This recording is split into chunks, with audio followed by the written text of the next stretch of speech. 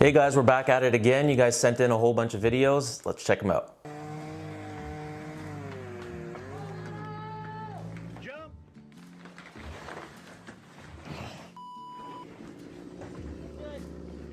So yeah, you could tell the tree had a pretty good lean over towards the house, so they put a crap load of tension on there, but too much tension. So they got to give the guy in the tree some time to get through that back cut. And it's pretty rare that you're able to pull a whole entire root mass over like that. Different species of trees, the root masses will be more superficial. And it looks like he's only cutting with a little saw too, so like there's no way he's gonna have enough time to get through there quick enough for the hinge to start folding over. But they didn't hit the house. Hopefully the guy's okay.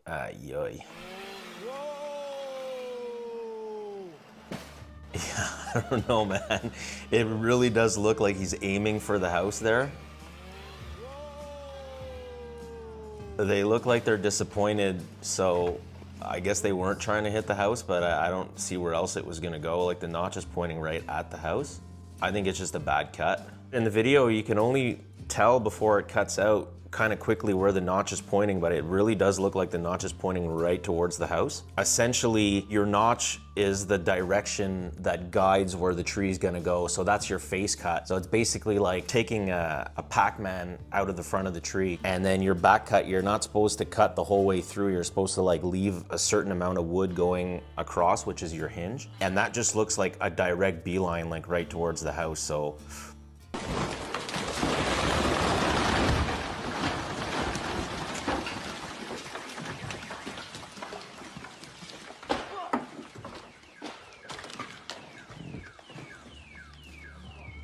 this is one, unlike the other one, that you can tell like the tree is just so compromised at the bottom that everything just like explodes with the weight. They didn't have their notch aiming right at the trucks. I think the thing just like was just too pourri at the bottom. The hinge just wasn't strong enough to keep its path. That's horrible.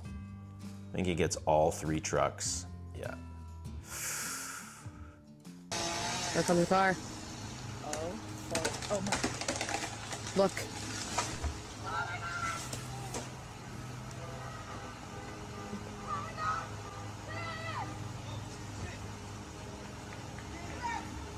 Yeah, so that's another example, like kind of rule of thumb, anytime you're taking the top off of a tree, you need to be above the halfway mark. If it's longer above where you're cutting, the top is gonna hit the ground first, and then that butt end is gonna come towards you, which is exactly what happens here. Unless you're completely on the other side of the tree and you're sure that when that butt end comes back, it's gonna miss you, but he was just right in the line of fire there. You've gotta go up higher. You gotta take a smaller top. Smaller top, smaller problems. Oh, that's it. The higher you go, the smaller the tree, right? Less weight, less size, less everything.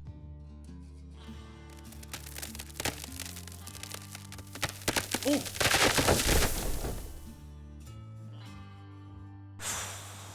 They got the whole gear on, they got the whole uniform. I don't know.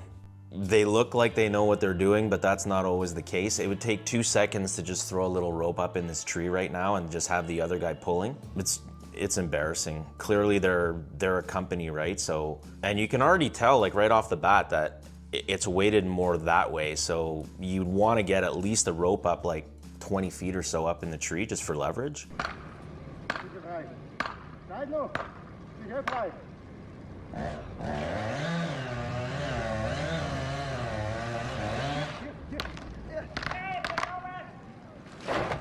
Yeah, I mean, right away you can tell the branches were limbed only on one side, so they left all the branches on the back side of the tree. So there's all the weight of all those green, healthy branches on the back side.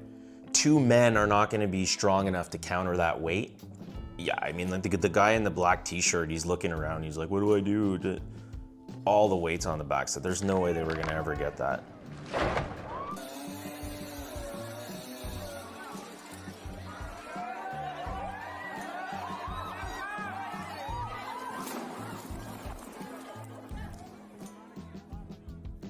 Yeah, so they had an anchor rope in the tree, so even if it was gonna go towards the crowd, the anchor rope wasn't gonna let it come. Yeah, everybody just pieces out. Oh my God, these guys got so friggin' lucky, man.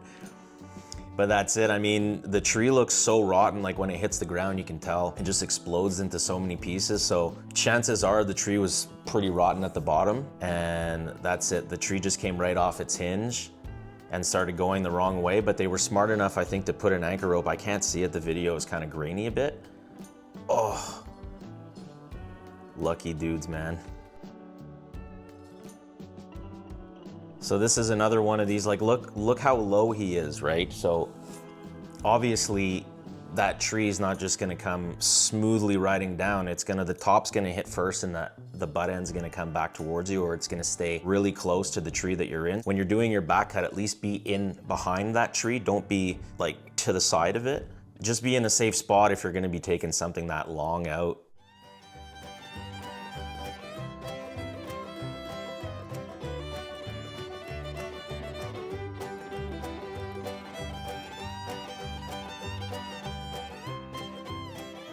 Okay, so clearly, oh, you don't really see the guy in the machine, but clearly there's something wrong here. Like, I mean, I would assume that like these guys are probably hired by like a hydro company or something, or subcontracted, because kind of rule of thumb for us is anything within 3 meters we're not supposed to go up into, 3 meters of the power line.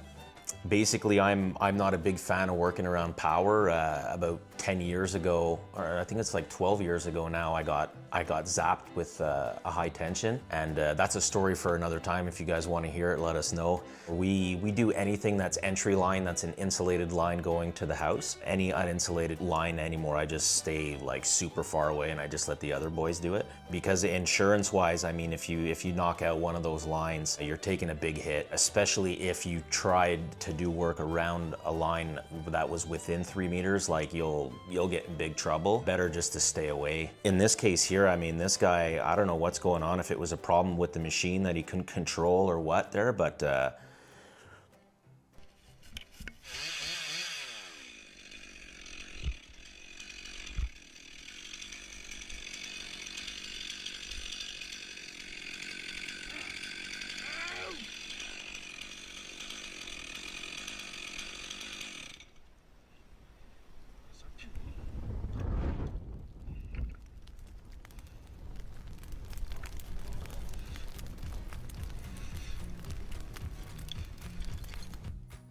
yoy. I don't know, it looks like he's in like some kind of palm tree or something like that. And chainsaws do spark.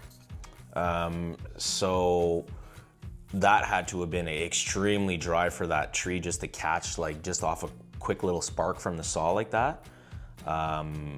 That is scary, man. I've never seen that before. Around here, nothing will ever get that dry, right? Like it would have to not rain for months and months for like a tree to be that dry. But I guess out there, wherever they are, it happens. For it to just automatically light that quickly, I mean, it looks doused in gas or something, you know? It catches, like it runs down and then it catches at the bottom and then it comes the whole way up the tree. That's crazy.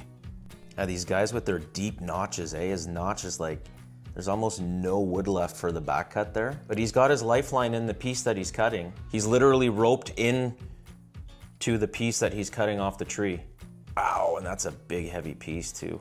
I don't know, I guess when you're doing it every day over and over and over and over so many times, I guess it's a mistake that can be done. I've never done it, but ouch. Tough day at the office, boy. You can call it right away. As soon as you see, well, I mean, this guy's got a machete, so it's like, whatever.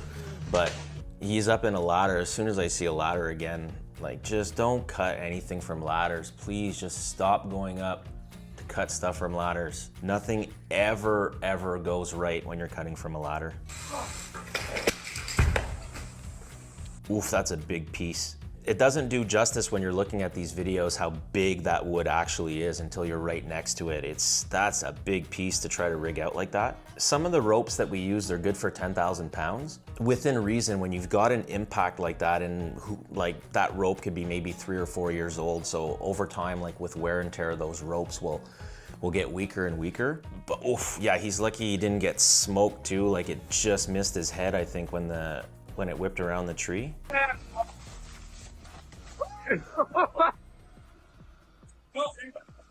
No.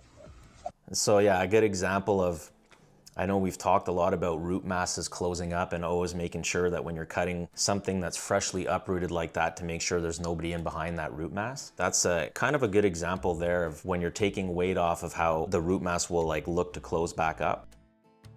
Oh, it's gonna peel. Yeah, you can tell it starts peeling. Oh yeah, that sucks. There's not much you can really do about that. Like you can do kind of like a precautionary cut on each side. So you'll do your face cut, and then right under where your notch is on each side, you can just kind of scribe with your saw. You can go in about like a ½ an inch or so on both sides of the tree, so that if ever you're in a species of tree that has the tendency to peel, it won't peel the whole way down and kind of rip your buck line out like it did to this guy. As soon as it gets to those 2 scribes on each end, it'll just end there and then it'll come, so it won't peel far down. But yeah, that's a lot of weight too, and it's a big piece of bark that comes down. Oh, that sucks. So as always, a lot of those videos are really hard to watch. Let us know your thoughts, and if you want to hear the story of how I got electrocuted, let me know, and maybe we'll make a little video for you guys.